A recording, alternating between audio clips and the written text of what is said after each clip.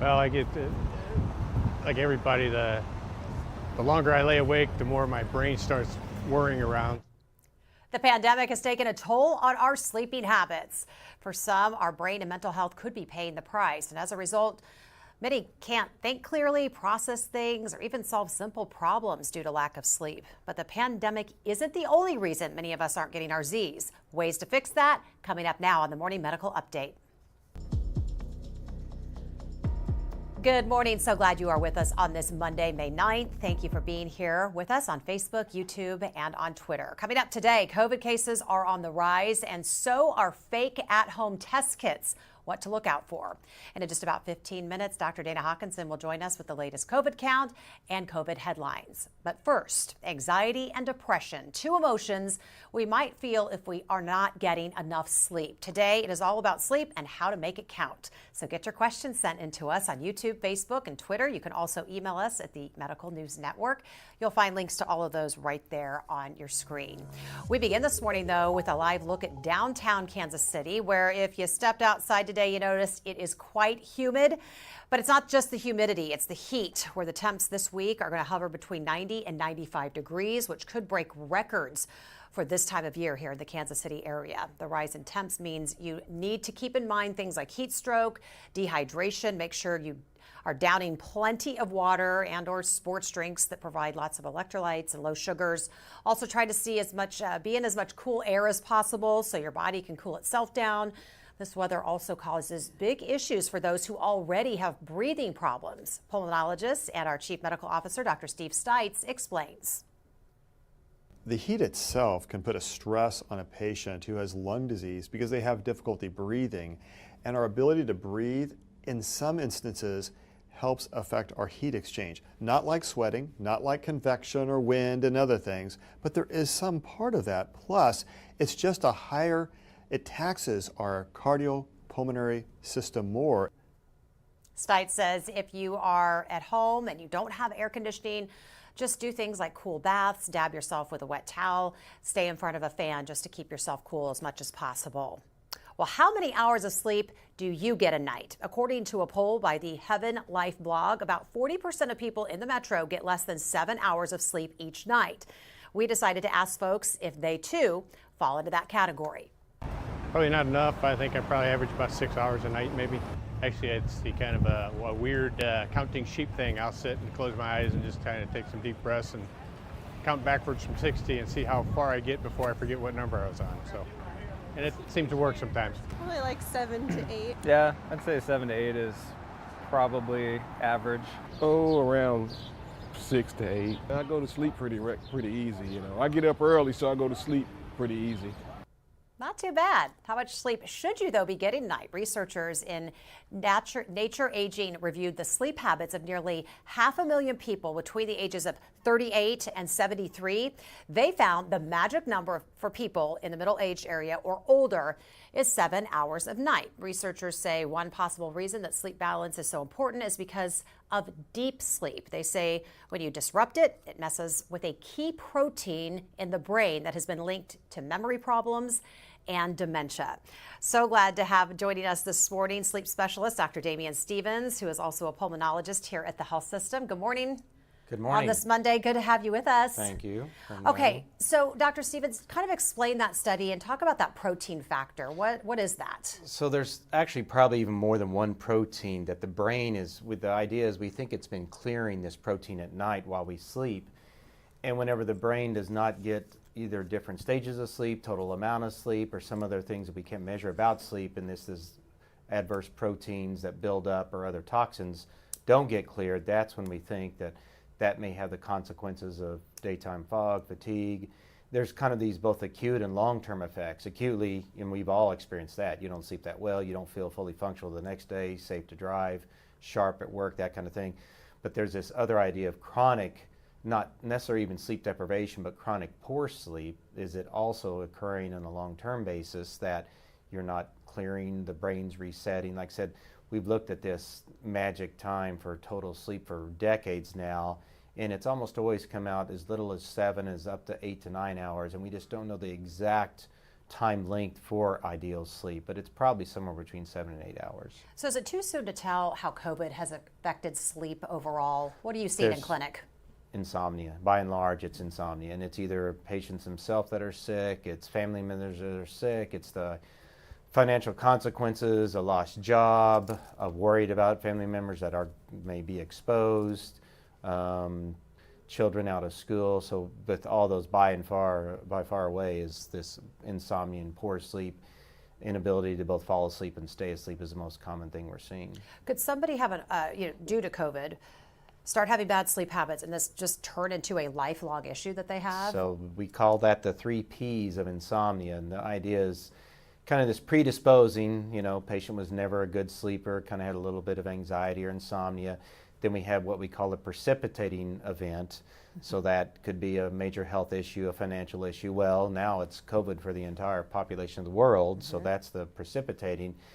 Then you get the perpetuating factor. So some patients, can deal with that short term, a week, a month, and then they resolve it. But if they already had some of that predisposing and they start changing their behavior, they start drinking a little bit more to help them sleep, or other behaviors that are counterproductive, and guess what? That prolongs this. Instead of a few nights or a week of bad sleep, it may become months of bad sleep. I want to talk about sleep apnea because I think this is something that affects a lot more people than we realize. A new study out of Washington University in St. Louis shows the correlation between sleep apnea and traffic accidents in older adults. Let's talk about sleep apnea, who it's affecting. We know it affects you during your sleep, but what about when you're up and about during the day? The main risk factor for sleep apnea is actually being overweight, but it's not a strong correlation. There's about at least 10-20% of patients that have sleep apnea are actually on completely normal weight. BMI being the main way that we quote, measure weight. We know that's not a perfect predictor, but that's the main parameter we use to predict it. But there's lots of family factors, there's genetic factors, several other factors that weigh into this whole risk for obstructive sleep apnea. As you said, there's a lot of it out there. Many are undiagnosed. There's a lot of patients that spouse, bed partner is complaining to go in, and that patient's reluctant to do any testing to work it up.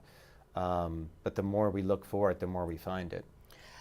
You talked about it when it's been undiagnosed. So what could people get on CPAP machines? They know they have it.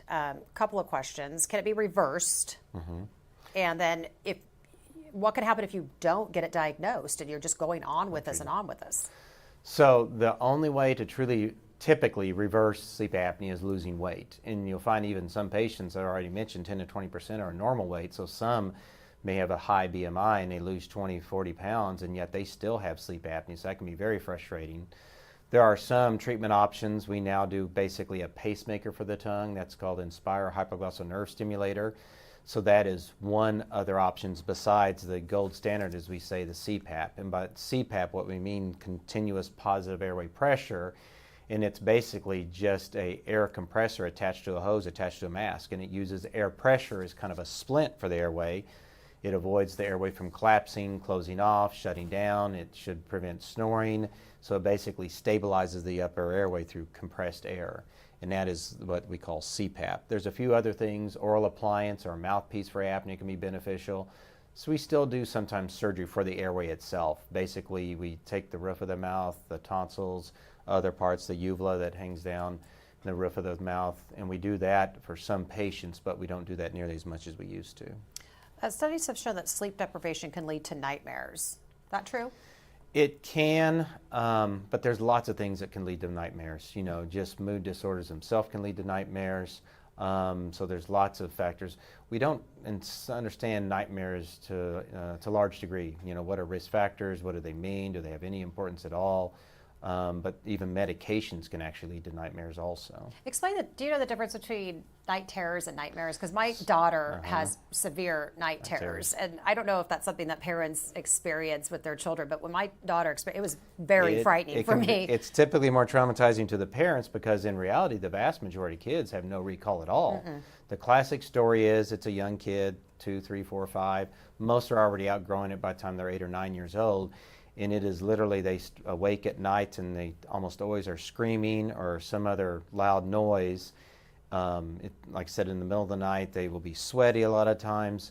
There's no other thing that's actively going on, no other health, no fever, no other thing, and it just kind of comes out of the blue. And like I said, it quite often can be very traumatizing to the parents, because when you see your child in that much distress, you think there's something that's going on, but the vast majority, they'll go back to bed, lay down, and then you ask in the morning, and they have absolutely no recall whatsoever. And that's a sleep terror. And that's exactly what happened. Their eyes are open, running around often, standing up, talking, telling me things, and you're like, what's going on? But but they were pretty benign. Yeah. That's what they were Most told. kids will outgrow them. The vast majority, it's very rare that I've seen an adult that's still having sleep terrors.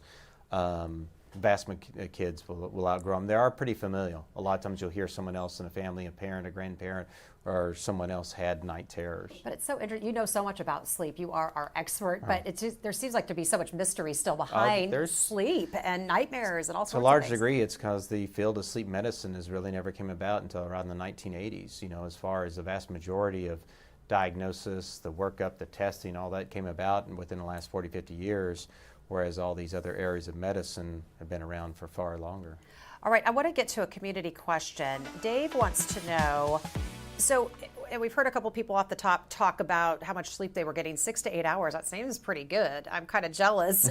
Wish I could get that every single night. But Dave says, is 8 hours still that standard that we're trying to keep, or does it just vary? Yeah, it's a lot more variable. And here's the thing. So we try to say, what is the best amount? Well, then you're going to have to define what best means. Mm-hmm.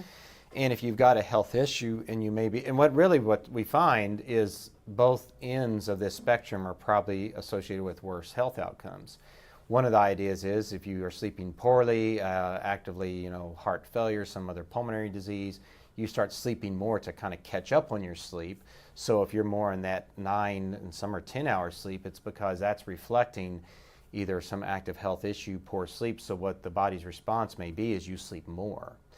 Then the opposite is that 6, 7 hours, 5 hours sleep, that it may be reflecting that you do have a health issue or some other thing that's going on that's preventing you from getting sleep. But most studies have shown there's this window that more than or less than may be associated with negative health consequences. We just don't know how wide that window is. Every time you're on, we always get a bunch of questions. So I'm going to hold on to these for a quick second because I want to turn to Dr. Dana Hawkinson, Medical Director of Infection Prevention and Control on this Monday, joining us with our COVID count. How do they look coming out of the weekend? Yeah, again, still in that single digits, but 9 active infections.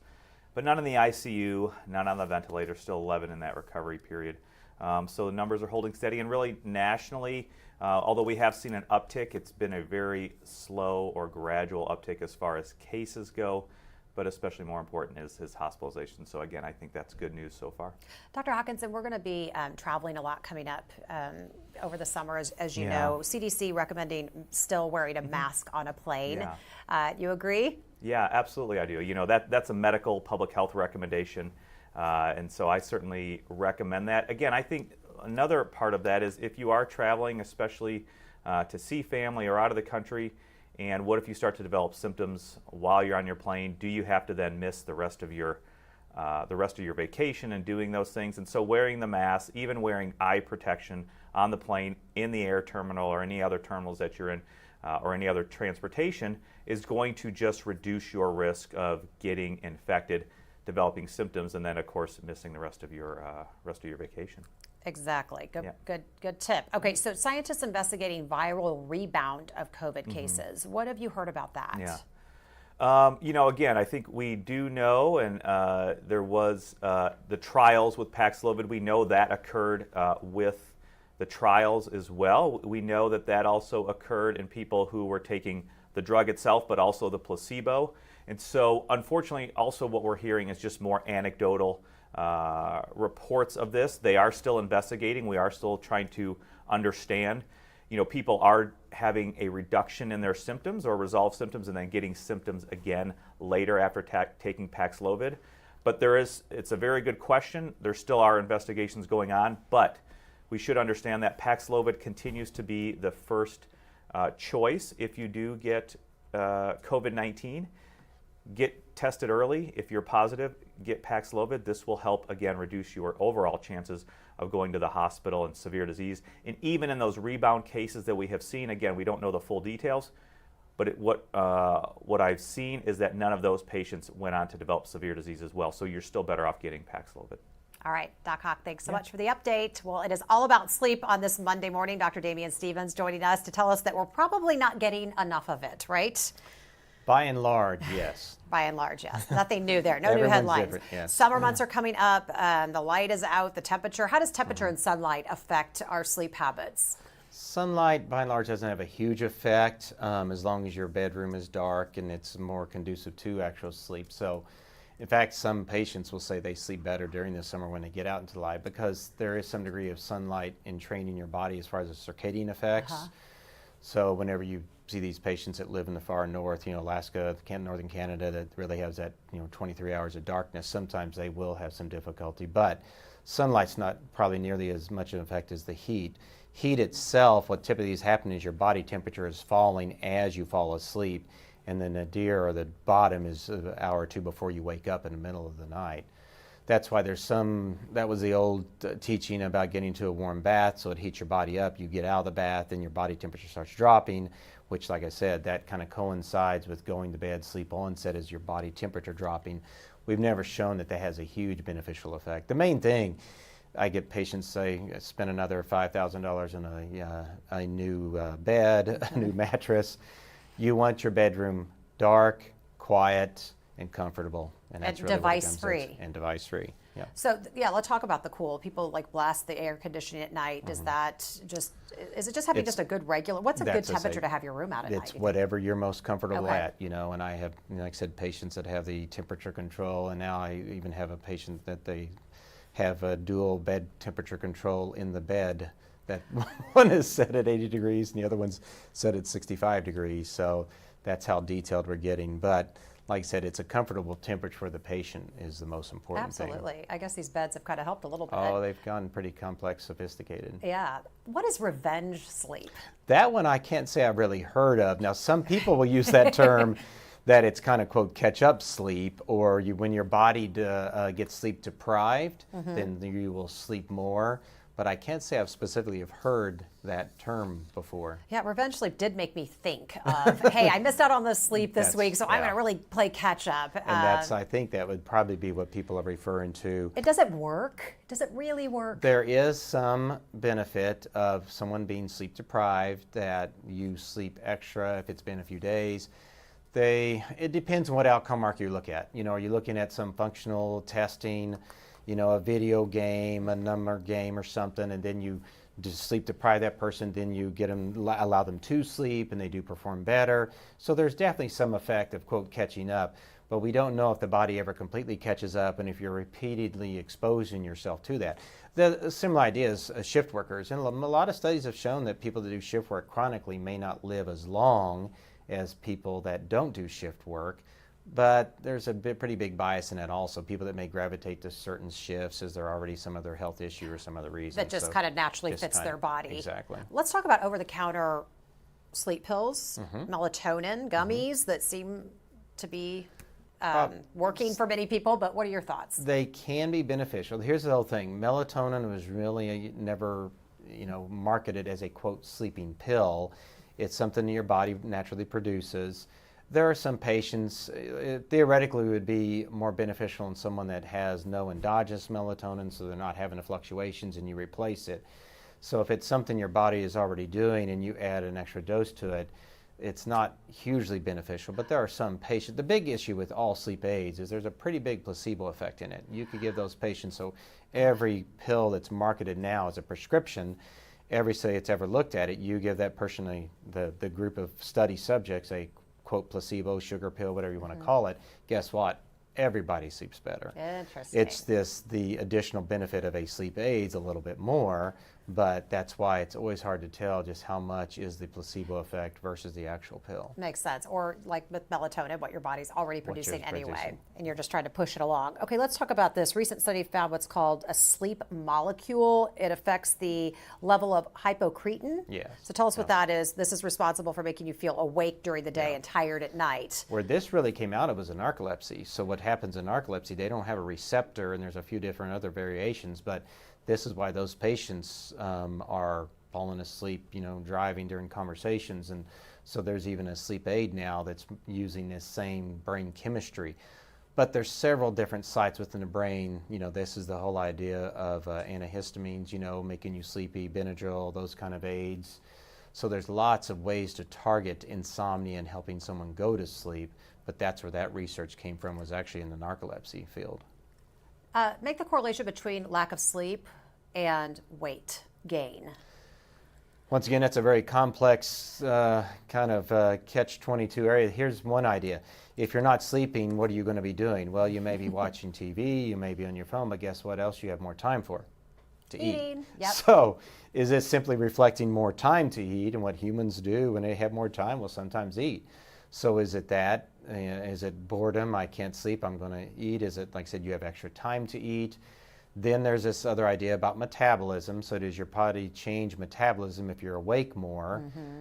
So it's very complex. And like I said, it's also this kind of chicken and the egg. Yeah. Are you awake, therefore you eat more, then you eat, then you don't sleep because you kind of did eat a little bit more. So, but And you there can seems also to be have other some things correlation. going on with your health, and everybody's Exactly. body's different, so who knows, right? Let's talk about napping. I'm a napper. I love a good nap. I'm like a baby. I can sleep on command. So talk about that, especially with people working from home more. What's good and bad about those quick 20-minute doze-offs? There's probably a benefit to that in the vast majority of people. The main patients that I talk about either not napping or minimizing napping are ones that have insomnia, because what they'll start doing, I only slept 5 hours that last night, so then they lay down after lunch that day and they slept an hour, and oh my God, I felt so good. Well, guess what? That next night, it's going to take an extra 30 minutes to fall asleep because they took an hour or a 2-hour nap. So those are the main patients where I find napping can be counterproductive, is if you start sleeping during the daytime and there's a complaint. So patients that are sleeping well at night, maybe it's 6 hours a night and a 1-hour nap. I don't have any issue with that, or 7 hours during the day and a 30-minute nap. So I certainly think naps can be beneficial and be very, productive to people, except that setting where if you start napping more during the day and It screws you up on the back end. On the back end, and that's whenever it can be counterproductive. Well, like I said, no surprise. We have a lot of questions coming in for Dr. Stevens. Do we have any reporters on the line today? Okay, we're going to scooch on through this. Okay. Sandy says, I've always heard the best sleep is before midnight, like 10 to 8 is better than 1 to 11. Any truth to that about time of day or best slot of sleep? About the main difference whenever we talk about sleep architecture, that's your stages of sleep as you are sleeping. The earlier few hours are typically more slow wave sleep, and that's the old term deep sleep, stage 3, stage 4 sleep, slow wave sleep. We've always considered that the reason it's deep, we call it the deep sleep to begin with, is it took a louder tone to wake you up, it took to arouse you was more difficult, so that's the reason it was called deep sleep to begin with. And that can correlate with some functional status more or stronger than just total sleep time. So that's where we came up with this kind of deep sleep or slow wave sleep was the most restorative stage of sleep. In reality, as we get older, we lose that, and someone in their 70s, 80s have almost no slow wave or deep sleep, yet they can still wake up feeling rested. So we're still trying to kind of clarify how important that is. As far as this early versus late, you get a lot of your REM or rapid eye movement sleep in the early morning hours. So let's say you're a standard, 11 to 6 a.m. patient. You're going to be hitting a lot of your slow wave sleep at 1 or 2 in the morning, and by the time 5, 6 a.m., you're getting more of the REM or rapid eye movement sleep. Is that less restorative? Is that less beneficial? It still is sleep, but that's why some people kind of come up with this idea that the earlier sleep is the more beneficial sleep. But once again, that's a lot of variability from patient to patient also. Sure. So if I'm a light sleeper, so if you're a light sleeper, can you still be in a deep sleep as a light sleeper? You can still be in slow wave sleep, and we still, are also trying to clarify this light sleepers versus deep sleepers. How different is it? We don't really know for sure how important being a light versus a deep sleeper may be. Like I said, it's probably more your total sleep time and some degree your sleep stages and sleep architecture also. Okay, Betty wants to know, and it's a dream question. I seem to dream every night. Some I remember, others not. Why is this? I could literally, I think I told you this once, I could dream, get up and go to the bathroom and come back and I totally forgot what I was like, that was a great dream. And then I can come back and go, I have no idea what I just was thinking about. Why is that? dream, we call it kind of the last, unknown of sleep, because there's probably been the least research into that area about sleep. What is even a functional dream? We really have no idea to this day. There's everything from it's a way to deal with psychological trauma. There's a little bit of research that's looking at dreaming and depression, and if you dream or have a life trauma and you work through that in your dreams, do you, recover sooner? But all this is more theoretical than proven at this point. Even like who recalls dreams, and I've seen patients that are 60 years old and they've never recalled a dream in their life, but you do a sleep study and they're having REM sleep, where that's the most strongly stage of sleep associated with dreaming.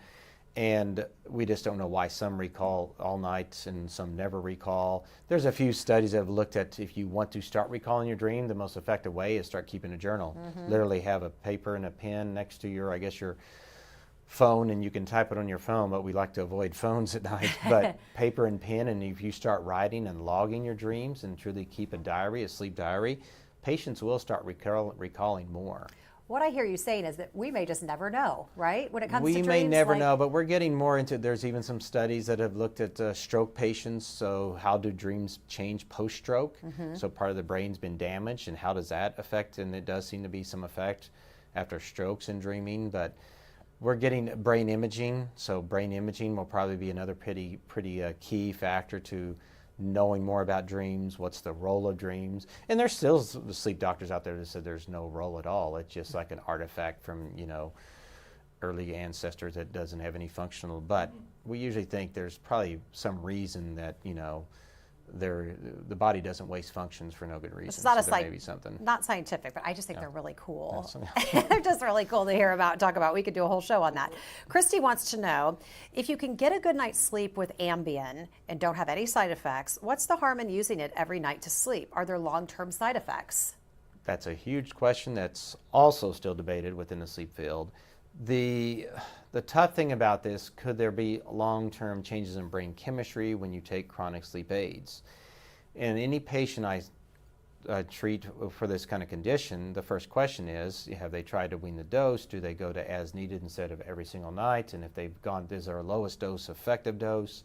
So we kind of go through this protocol of different things that if they've never tried to wean off, or at least go to as needed. The issue is they'll do studies with several thousand patients, and they'll take, half of them were on a sleep aid and half were not, and they look at 5 years, 10 years outcomes.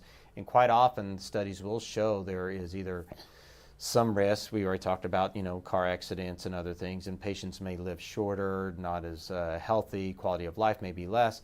But once again, it's like most things in sleep, you've got to select a population. Why does this one group need a sleep aid? There's already health issues, there's a reason they're taking a sleep aid, versus the patients that are not taking a sleep aid, there's no active health issue and they're sleeping fine.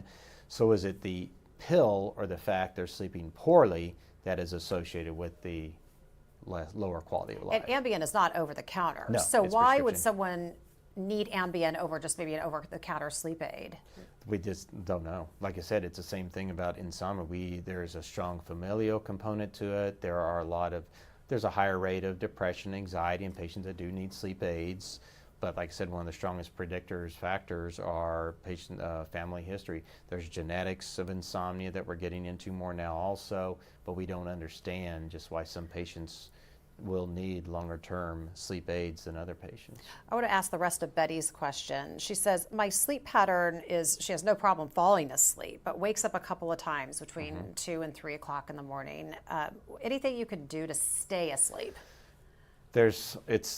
We used to divide sleep insomnia into the onset, I can't fall asleep, into maintenance, and that was actually the term for onset insomnia, maintenance insomnia. In reality, we started lumping them together because the risk factors, predictors, all these things for the both patterns of insomnia didn't really seem to be any different.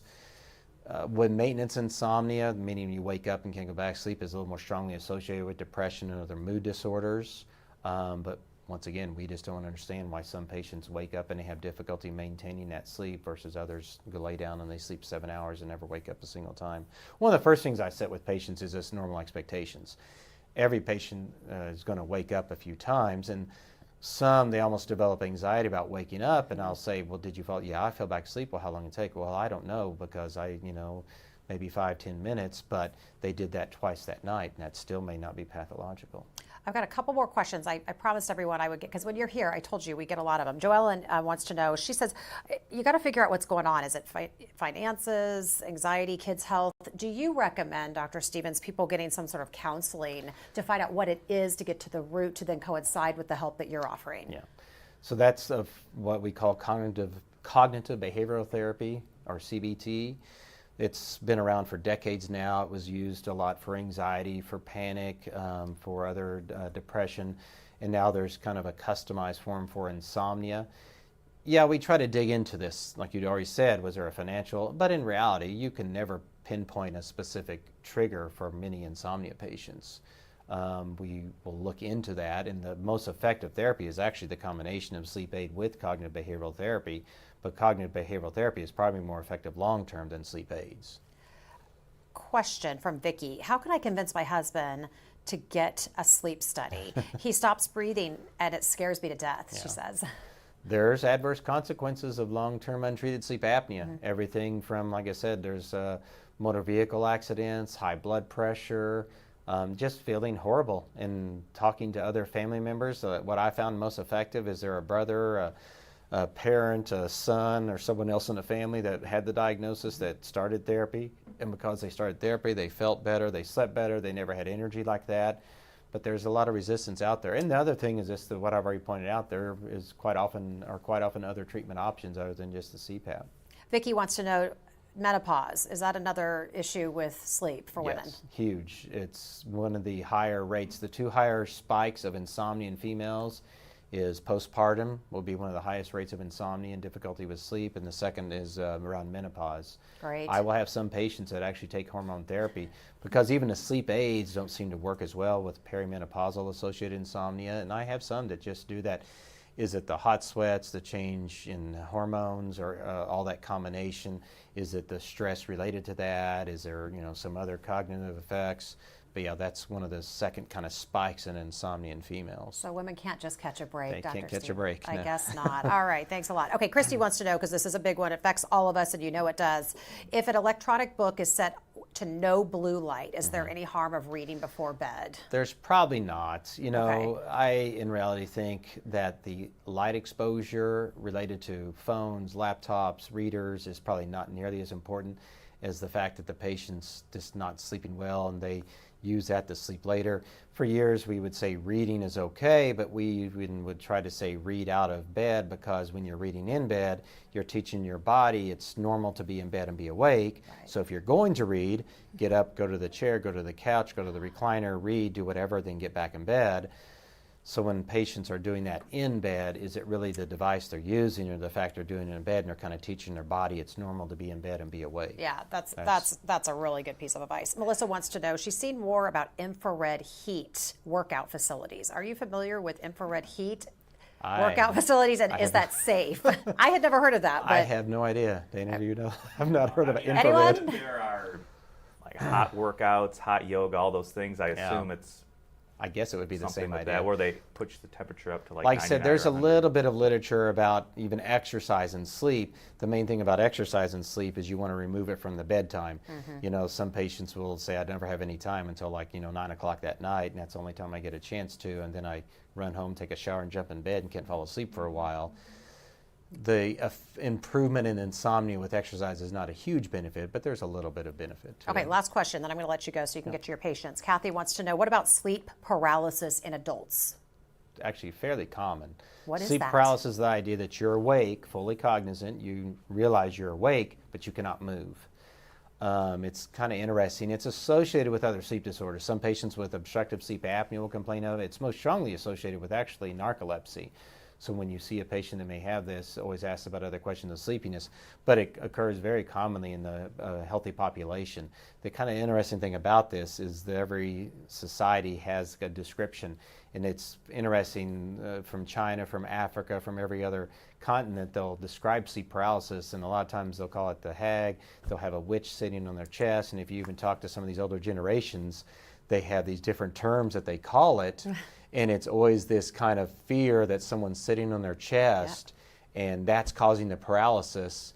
And there's even a famous medical illustration from the 1700s, and that's exactly, it's like a devil sitting on the chest, and that is sleep paralysis, but we do not know the physiology or the mechanism of it. Oh. But all these different countries will have this description of sleep paralysis, so there's something that we just don't understand of where it comes from. But like I said, it can occur commonly, but it would be quite distressing to patients. Rarely do you have to treat it. Most people, you tell them, hey, that's what it is. There's no adverse consequences, nothing else. But there's been a couple times I've had to treat a patient that it was happening almost every night, and they would wake up and just in a severe panic, because as you can imagine, you wake up and you cannot move. The other interesting thing, they have a bed partner. If they touch them or kind of move them, that will break it. And they will talk about that also, that as someone that's laying next to them will move. Very interesting. It's Dr. kind Stevens, of an interesting thing. always great to have you on. Just before we let you go, it's a Monday. We're starting out a new week. What's just your parting advice for us as we head into the week, and good sleep advice? Regular bedtime, regular wake-up time. Keep your active exercise. Like I said, the bedroom dark, comfortable temperature for you, and don't stress about not sleeping, because that's just going to make it worse. All right, thank you so much. All right, in headlines this morning, more than 18,000 people are hospitalized in the U.S. with COVID-19. That's an increase of 20% from just 2 weeks ago. The figure includes patients who are in the hospital because they are very ill with COVID-19, as well as those admitted for other reasons who test positive on arrival. Joining me now to talk more about this, of course, is Dr. Hawkinson back with us. And let's start with a study, a couple things, that finds that double masking does not work. True or not? I know you've always given your opinion. You're like, I'll take somebody wearing one mask over two. But what is your thoughts on that? You know, I looked at this article in the paper, but I also looked at the actual article in the journal. I think it's a lot of headline. So first of all, there are quite a bit of caveats to this study. It is mostly all computational models. So they've made these like CGI computer models with the patient heads as well as with the masks. They also talk about the masks themselves. What we should note is that the CDC recommends cloth mask with a surgical mask over that. This takes into account 2 cloth masks. So again, I think that there are quite a few caveats to this study. As far as real world stuff goes, we do understand about the fit, and they do talk about the fit here. But overall, wearing that mask is still going to provide you protection, even if it's just a 2 to 3 layer cloth mask. As we talked about earlier, I think if you are traveling on a bus, train, plane, in those terminals around a lot of people, it's always going to be safer to wear that mask. Or if you need to, just as the CDC recommends, a cloth mask and a surgical mask. I don't believe in that they are recommending 2 cloth masks. The data was about that cloth mask and surgical mask. So. All right, what about this? Fake versions of FlowFlex and iHealth at-home COVID tests being sold here in the U.S. That's a big warning coming out from the FDA. What concerns should we keep in mind?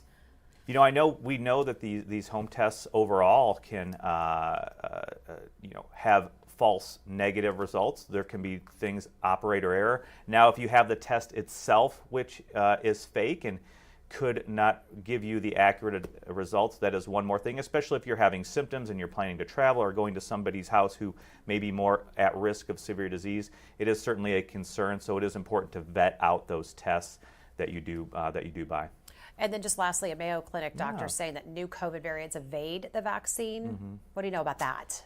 Yeah, I mean, I still believe this is in regards to the antibodies. We know that the antibodies that are created by vaccine and infection, you do have some neutralizing antibodies even to the variants that we've identified so far, but we know that you can still be infected by those variants.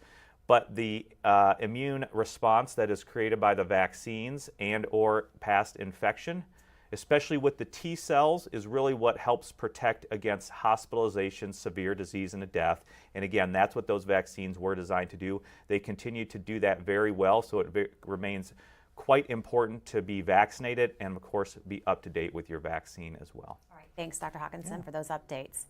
Well, the word nurse means many things to people. It's derived from a Latin word which means to nurture or nourish. The term nurse has become synonymous with caring and compassion, certainly over these last couple of years. This is National Nurses Week, and we honor those in the medical community who have been on the front lines, taking care of all of us since the start of this pandemic. The FDA tweeting this out: "Thank you to all the nurses in the United States and around the world for all that you do to keep us safe every day. We are safer and healthier because of you." And it's not just the FDA thanking nurses, so are some members of the community. We thank all the COVID warriors, nurses, doctors. I knew they paid, man, seeing the hospitals get full and people not really caring. She just happens to be one, so I thank her, maybe not via voice, but I appreciate her every day for what she does and how she takes care of people, including her family. So she's a very important person. Yes, they are. And before we go, make sure you do not miss open mics on Wednesday, because you will find a beardless and a hairless Dr. Steve Stites. That's because he shaved it all off on Friday night for the Shave to Save event. He's been growing his hair out for the last couple of months. People have been saying how scruffy he looks on air. That was all for a good cause. All those proceeds will go to Hope Lodge, which provides a supportive environment and lodging to cancer patients and their families during treatment who live far away. Dr. Stites managed to raise $32,000 in donations. So we'll see him in all his glory. And I think he's going to grow it back out, because he got so many women calling in Dr. Hawkinson saying how good he looks. So I don't know. They're like, I really am liking the facial hair. So, all right. So thank you so much for being with us today. Don't forget, you can catch our show anytime by logging on to Facebook, YouTube, and Twitter. Everyone, have a great Monday, and we'll see you back here tomorrow at 8. Coming up tomorrow on the Morning Medical Update, I'm Jessica Lovell. Studies found that 1 in 10 people in Kansas City suffer severe mental disorder. A message from one family after losing their son to suicide, and how the foundation in his name is helping others. That's Tuesday at 8 on these social media channels. Subscribe to our Morning Medical Update and Open Mics with Dr. Stites podcasts. Now, everywhere podcasts are available.